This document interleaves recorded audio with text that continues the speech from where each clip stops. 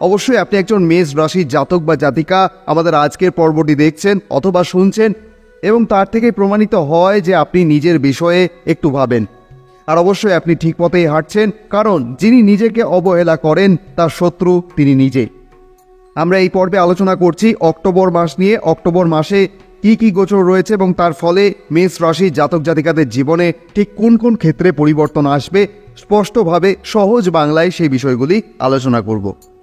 তাহলে চলুন বেশি কথা না বাড়িয়ে শুরু করা যাক আমাদের অক্টোবর মাসের প্রতিবেদন। এই মুহূর্তে আপনারা যে চার্টটি দেখছেন সেই চার্টটি হচ্ছে অক্টোবর মাসের 1 তারিখের চার্ট, যেখানে দেবগুরু বৃহস্পতি আপনার তৃতীয় ঘরে অবস্থান করছেন, কেতু এবং শুক্র আপনার পঞ্চম ঘরে অবস্থান করছেন, আপনার ষষ্ঠ ঘরে অবস্থান করছেন বুধ এবং সূর্য একই সাথে, মঙ্গলের অবস্থান রয়েছে সপ্তম ঘরে, আপনার নবম ঘরে চন্দ্র, একাদশ ঘরে রাহু এবং দ্বাদশ ঘরে শনির অবস্থান রয়েছে। দেখুন, প্রথমেই আমরা স্বাস্থ্য নিয়ে কথা বলবো। স্বাস্থ্যই সম্পদ। মাসের শুরুতে একটু সতর্কতা থাকছে। আপনার রাশি অধিপতি মঙ্গল এই সময় আপনার সপ্তম ঘরে অবস্থান করছেন, আর এখানে সে এক ধরনের জাগ্রত শক্তি দিচ্ছে আপনাকে। 27 অক্টোবরের পর কিন্তু মঙ্গল আপনার অষ্টম ঘরে প্রবেশ করবেন, আর তখন কিন্তু তার চরিত্র বদলাবে। কিন্তু ভয় পাওয়ার কিছু নেই, কারণ বৃশ্চিক রাশিতে সে নিজের ঘরে ফিরবে, অর্থাৎ তার শক্তি ক্ষীণ হবে না, বরং গোপনভাবে কিন্তু আপনাকে রক্ষা করবেন, যেহেতু মঙ্গল আপনারও অধিপতি এবং বৃশ্চিক রাশিরও অধিপতি। তবে সূর্য বুধ মিলে কিন্তু আপনার ষষ্ঠ ঘরে এক অদ্ভুত পরিবেশ তৈরি হচ্ছে। শনি আপনার দ্বাদশ ঘর থেকে দৃষ্টি ফেলছে সূর্যের ওপর। সূর্য আবার পঞ্চম ঘরের অধিপতি। তাই অক্টোবর মাসের প্রথমার্ধে শরীর নিয়ে কিছুটা শৃঙ্খলা আপনাকে মেনে চলতে হবে। পেটের সমস্যা একটু আধটু দেখা যেতে পারে, কোনো রকম অ্যালার্জি, পলিউশনের কারণে চোখ জ্বালা, এই সমস্যাগুলি দেখা যেতে পারে। আর আপনারা জানেন এগুলি সাধারণ কিছু সমস্যা হয়েই থাকে। বাইরে খাওয়া দাওয়া করাটা একটু এড়িয়ে চলা বুদ্ধিমানের কাজ হবে। তেল চর্বিযুক্ত যে খাবারগুলি রয়েছে, অতিরিক্ত মশলাদার যে পদগুলি রয়েছে, আপাতত তা যদি পরিহার করেন তাহলে স্বাস্থ্য নিয়ে যে প্রথমার্ধে চিন্তা সেটাও কিন্তু অনেকাংশে কমবে। যেহেতু শনিদেবের দৃষ্টি সূর্যদেবের ওপরে রয়েছে, তাই মানসিক প্রভাব কিছুটা হলেও দেখা যায়। আত্মবিশ্বাসে সামান্য টালমাটাল ভাব একটু আপনি লক্ষ্য করতে পারেন। আপনি যে কোনো কাজে যুক্ত থাকেন না কেন, এই সময় মনের মধ্যে একটু টালমাটাল ভাব কিন্তু আপনি লক্ষ্য করবেন। হঠাৎ করে অন্য কাজের দিকে আপনার মন যেতে পারে, অন্য কাজ আপনার দূর থেকে দেখতে ভালো লাগতে পারে, এমনটা কিন্তু এই সময় হতে পারে। কাজের প্রতি আগ্রহ কিছুটা কমে আসতে পারে। আর এই যে অন্য কাজের প্রতি আপনার দৃষ্টি, এই দৃষ্টির কারণে কিন্তু আপনার যে নিজের কর্ম, সেই কর্মের প্রতি আপনার যে আগ্রহ সেটা কিছুটা হলেও এই সময় কম থাকতে পারে। আর আপনার এই স্বাস্থ্যের কারণে যে কোনো রকম আপনার যে দায়িত্বগুলি আছে সেই দায়িত্ব পালনে কিছুটা সমস্যা আপনি দেখতে পেতে পারেন। যে কোনো রকম সরকারি কাজ, কাগজপত্র সম্পর্কিত কোনো রকম সমস্যা, এই যেমন কোনো কিছু অ্যাপ্রুভ না হওয়া, তার জন্য কিন্তু কিছুটা সময় আপনাকে দিতে হচ্ছে। যদি আপনার এই সময় মনে হয় যে এই কাজটি এখন একদম ভালো লাগছে না, আর সেই কাজটি যদি খুবই গুরুত্বপূর্ণ হয়, তাহলে এইরকম মন নিয়ে অবশ্যই সেই কাজটিকে জোর করে করতে যাবেন না। যদি খুব দরকারি না হয়, যদি পরেও করা যায়, তাহলে অবশ্যই ফেলে রাখুন। যখন আপনি আবার ভালো বুঝবেন, নিজের মানসিক দিকটা একটু ভালো বুঝবেন, তখনই কিন্তু সেই কাজটি আপনি করে নিতে পারবেন। এটা কিন্তু কোনো রকম বহিরাগত সমস্যা নয়, এটা আপনার সমস্যা। আপনি হয়তো কোনো রকম কোনো সার্ভিস নিচ্ছেন, সেখানে গুছিয়ে কথা বলতে না পারা, এটাও কিন্তু মানসিক স্বাস্থ্যজনিত কারণ। আর অবশ্যই মনকে খুব বেশি চাপ দেবেন না। এমনিতেই পুজোর মাস, মন টালমাটাল এমনিতেই হয়ে থাকবে, তাই অবশ্যই একটু সময় নিন। এখন আপনার যে জীবিকা নির্বাহের যে কর্ম, সেই কর্মে একটু মনোযোগ দেওয়ার চেষ্টা করুন। একটু এই সময় সমস্যা আপনি দেখতে পেতে পারেন, তবে ভয় পাওয়ার কোনো কারণ কিন্তু দেখা যাচ্ছে না। ভয় একদমই পাবেন না, ভয় পাওয়ার দরকার নেই। আপনি নিজের কাজটি গুছিয়ে করতে থাকুন, সেখানে কোনো সমস্যা দেখা যাচ্ছে না। তবে গুরুত্বপূর্ণ যে কাজগুলি রয়েছে, যেগুলি আপনার মনের ওপর নির্ভরশীল রয়েছে, যখন আপনি দেখবেন যে মানসিকভাবে আপনি সবার সাথে ঠিকঠাক কমিউনিকেট করতে পারছেন, তখন কিন্তু সেই বিষয়গুলি আপনি খুব তাড়াতাড়ির মধ্যে আয়ত্ত করতে পারবেন। এবং এখন যদি আপনার প্রশ্ন থাকে যে আপনি কত তারিখের মধ্যে এই কাজগুলি করতে পারবেন, তো অবশ্যই জানাবো। আগামী 16 অক্টোবরের পর কিন্তু সেই জিনিসগুলো ঠিক হতে দেখা যায়। সূর্যদেব যখনই আপনার সপ্তম ঘরে প্রবেশ করবেন, তখনই কিন্তু শনিদেবের যে দৃষ্টি, সেটা থেকে কিন্তু পরিত্রাণ পাওয়া যাবে। যদিও সূর্যদেব এখানে নিচস্থ অবস্থায় থাকবেন, তবুও কেন্দ্রস্থান থেকে কিন্তু তিনি আপনাকে শক্তি দেবেন। মানসিক বলুন, শারীরিক বলুন, সেদিক থেকে কিন্তু ধীরে ধীরে সমস্ত কিছুই কিন্তু আবার ঠিকঠাক হয়ে যাবে। আপনার মনেও কিন্তু নতুন উদ্যম আপনি আসতে দেখবেন। অবশ্যই একটু সতর্ক থাকুন। মাসের যে প্রথমার্ধ, সেই সময় একটু শৃঙ্খলা মেনে চলার চেষ্টা করুন। মাসের দ্বিতীয়ার্ধে কিন্তু সমস্ত সমস্যার সমাধান হয়ে যাচ্ছে। এবার একটু শিক্ষা নিয়ে কথা বলি। আপনার পঞ্চম ঘরটি হচ্ছে শিক্ষা সম্পর্কিত ঘর। এখানে গুরুশ্রেষ্ঠ শুক্র এবং কেতু একসাথে রয়েছেন। পঞ্চম ঘরের অধিপতি হচ্ছেন সূর্যদেব, আপনার ষষ্ঠ ঘরে আগেই বলেছি।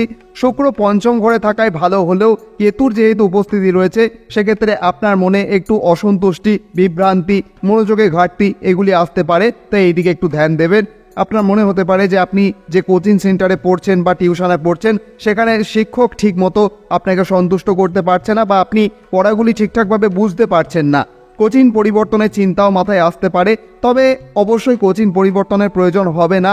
কিছুদিন এরকম আপনার মনে আসতে পারে, তবে কিছুদিন পর কিন্তু সেই সব জিনিসগুলি ঠিক হতে দেখা যায়। 16-17 অক্টোবরের পর থেকে কিন্তু সূর্য যখনই সপ্তম ঘরে আসবেন, তখনই কিন্তু ভর্তি, কোচিং পরিবর্তন, নতুন আবেদন, যেমন সরকারি কোনো ফর্ম ফিল আপ, এই সমস্ত কিছু কিন্তু ফলপ্রসূ হতে দেখা যায়। তবে কেতুর যেহেতু অবস্থান রয়েছে, নিজের মন এবং অন্তরের কথা একটু শুনতে হবে।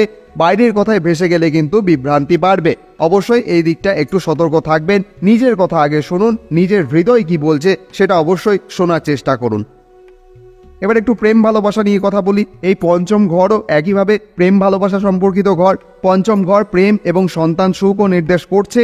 এখানে শুক্র এবং কেতুর যে অবস্থান রয়েছে, সংযোগ রয়েছে, শুক্র থাকায় সম্পর্কে সুযোগ তৈরি হবে, কিন্তু কেতু থাকার ফলে কিন্তু একটু সংযোগ বিচ্ছিন্ন হওয়ার যে পরিস্থিতি, সেটা একটু আপনি দেখতে পেতে পারেন, তবে সকল ক্ষেত্রে এটা কিন্তু প্রযোজ্য নয়। মঙ্গল এবং সূর্যের মধ্যে একটা সংযোগ রয়েছে, এক ঘর দূরত্ব রয়েছে। 16 অক্টোবরের আগে ভুল বোঝাবুঝি, অকারণে ঝগড়া, মনোমালিন্য এইগুলি আপনি দেখতে পেতে পারেন। তাই কথা কাটাকাটি, তর্ক এইগুলোর থেকে আপনাকে একটু দূরে থাকতে হবে। এখন যদি কারোর সাথে যোগাযোগ বন্ধ থাকে, তাহলে অবশ্যই অক্টোবরের মাঝামাঝি সময় থেকে কিন্তু আবার কথা শুরু হওয়ার সম্ভাবনা রয়েছে। ছোটোখাটো কারণে ঝগড়া অবশ্যই এড়িয়ে চলুন, পুরনো বিষয় টেনে আনবেন না, তাহলে কিন্তু প্রেম ভালোবাসার যে দিকটা সেটাও কিন্তু মসৃণভাবে ঠিকঠাক থাকবে। 16 অক্টোবরের পরে সূর্য এবং মঙ্গল একসাথে আসবেন, তখন সম্পর্ক অনেকটাই পরিষ্কার হবে, বোঝাপড়া বাড়বে এবং সম্পর্ক কিন্তু ঠিক হয়ে যাবে। এবার একটু দাম্পত্য জীবন নিয়ে বলি। সপ্তম ঘর হচ্ছে আপনার দাম্পত্য জীবনের ঘর। এখানে মঙ্গলদেব বসে আছেন।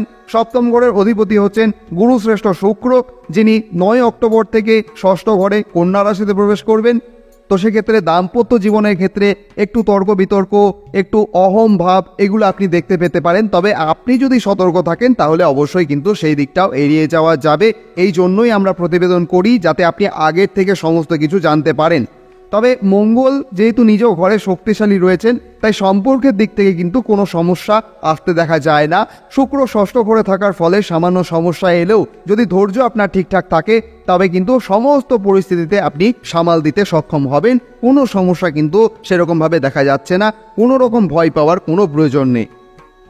এবারে আপনার একটু কেরিয়ার সম্পর্কে কথা বলি। এই ষষ্ঠ ঘরটাও আপনার কেরিয়ারকে বোঝায়। ষষ্ঠ ঘরে সূর্য এবং বুধ একই সাথে রয়েছেন। এখানে বুধাদিত্য যোগ একটা তৈরি হচ্ছে।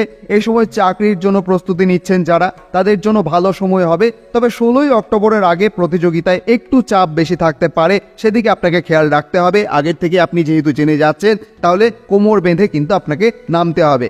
16 অক্টোবরের পরে সূর্য সপ্তম ঘরে যাবেন, তখন নতুন সুযোগ কিন্তু আপনি দেখতে পাবেন। অবশ্যই আপনি এগুলি খেয়াল রাখুন। সরকারি কাজের সঙ্গে যারা যুক্ত রয়েছেন তারা একটু সতর্ক থাকবেন, কারণ শনিদেবের দৃষ্টি এ সময় রয়েছে। তাই সেই কারণে কিছু ক্ষেত্রে দেরি, কোনো ক্ষেত্রে জটিলতা এইগুলি আপনি দেখতে পেতে পারেন। কিন্তু আপনি যদি সমস্ত কিছু সূক্ষ্মভাবে দেখার চেষ্টা করেন, তাহলে সেক্ষেত্রে কিন্তু কোনো রকম সমস্যা আসছে না।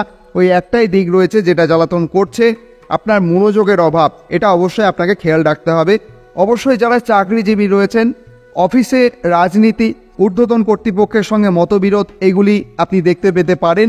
তবে ধৈর্য এবং পরিশ্রম করলে ধীরে ধীরে কিন্তু ফল আসবে। অবশ্যই অধিকার আদায়ের জন্য কখনো কখনো গলা তুলতে হয়, সেটা সবাই জানে, সব ক্ষেত্রেই কখনো কখনো হয়ে থাকে। কিন্তু এই সময়টা কিন্তু মোক্ষম সময় নয় সেগুলি করার জন্য। এতে সমস্যা কিন্তু ভবিষ্যতে আপনার জন্য বাড়তে পারে। তাই এখন এগুলি এড়িয়ে চলাই ভালো হবে। যদি কেউ করছে সেগুলি, আপনি সেগুলি এখন এড়িয়ে চলতে পারেন। একটু বাড়িতে থাকুন, তাও ভালো। এখন কোনো রকম কোনো এইসবগুলিতে মনোযোগ না দেওয়াই আপনার জন্য ভালো হবে। এবার একটু ব্যবসার কথা বলি। মঙ্গল যে ঘর অবস্থান করছেন, আপনার সপ্তম ঘর, সেই সপ্তম ঘরটি ব্যবসারও ঘর। মঙ্গল সপ্তম ঘরে রয়েছেন, শক্তিশালী অবস্থান রয়েছে। কিন্তু শুক্র আপনার সপ্তম ঘরে যেহেতু অধিপতি, ষষ্ঠ ঘরে রয়েছেন, তো সেই ক্ষেত্রে কিছু সমস্যা তৈরি হচ্ছে।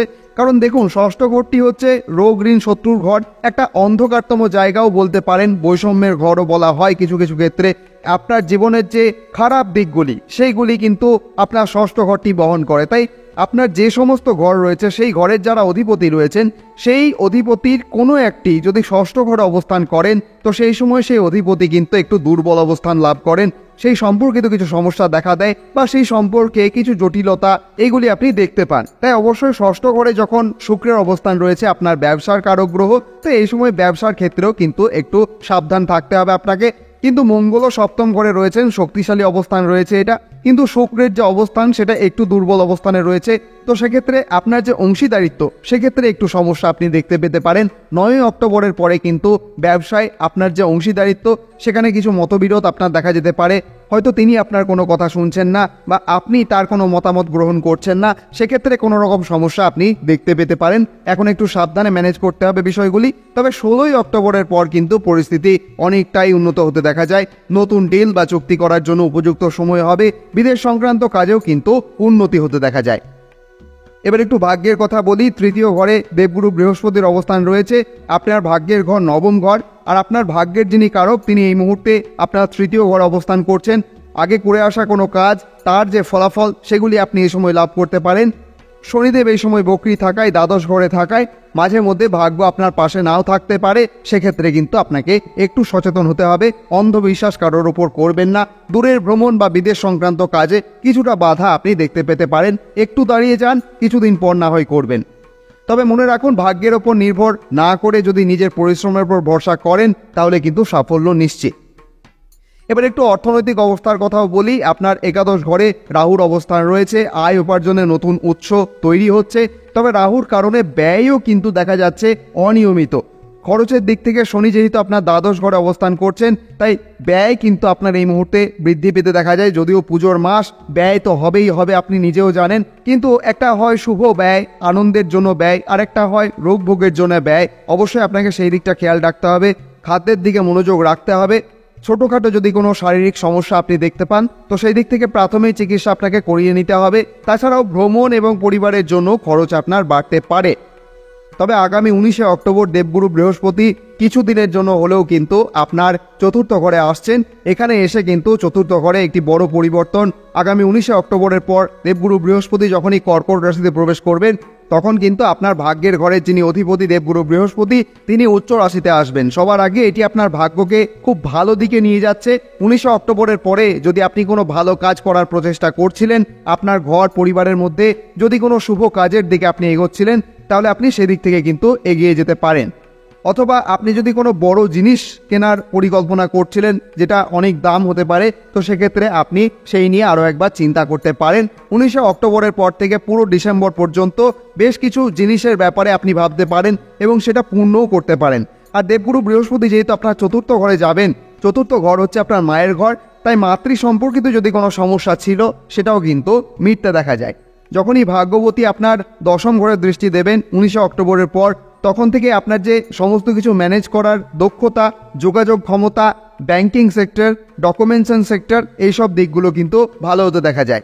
আর যখনই দেবগুরু বৃহস্পতির দৃষ্টি পড়বে, শনি দেবগুরু বৃহস্পতির ঘরে বসে আছেন, তখন মাল্টিন্যাশনাল যে কোম্পানি রয়েছে সেই কোম্পানিতে চাকরি পাওয়ার সুযোগ কিন্তু আপনার জন্য আসতে দেখা যায়। শনি আপনার দ্বাদশ ঘরে বসে আছেন।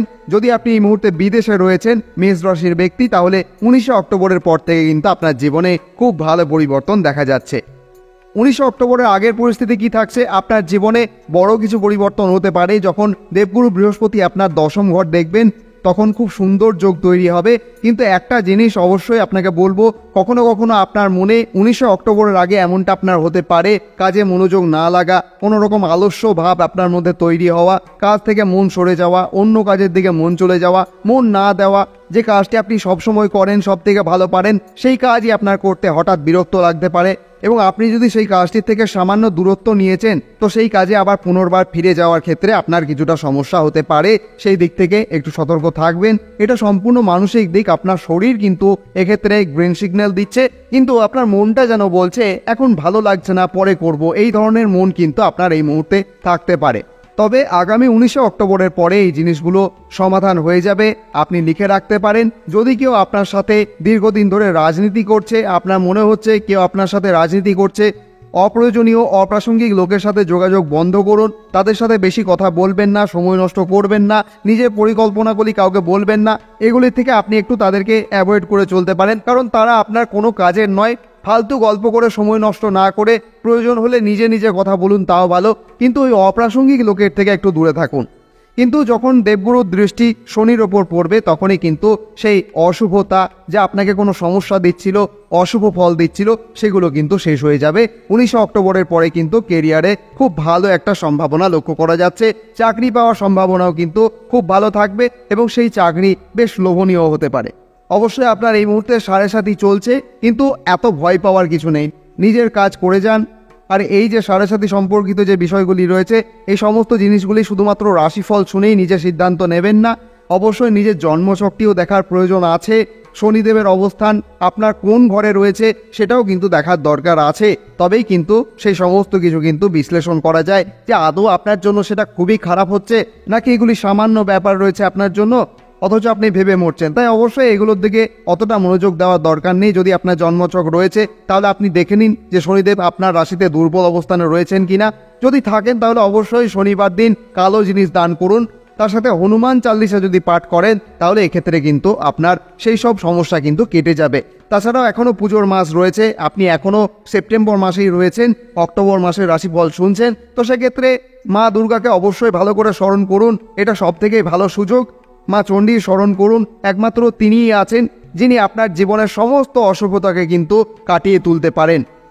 ভগবানের আশীর্বাদী হাত আপনার মস্তক স্পর্শ করুন, আপনি ভালো থাকুন, আনন্দে থাকুন, পুজো ভালো করে কাটান, এই প্রার্থনা করি। আপনি যদি এই ভিডিওটির থেকে একটু উপকৃত হয়ে থাকেন তাহলে অবশ্যই কমেন্টে লিখতে ভুলবেন না, জয় মা দুর্গা, হর হর মহাদেব। আজকের মতো তাহলে এখানেই বিরাম নিচ্ছি, আবার কথা হবে অন্য কোনো পর্বে। ধন্যবাদ।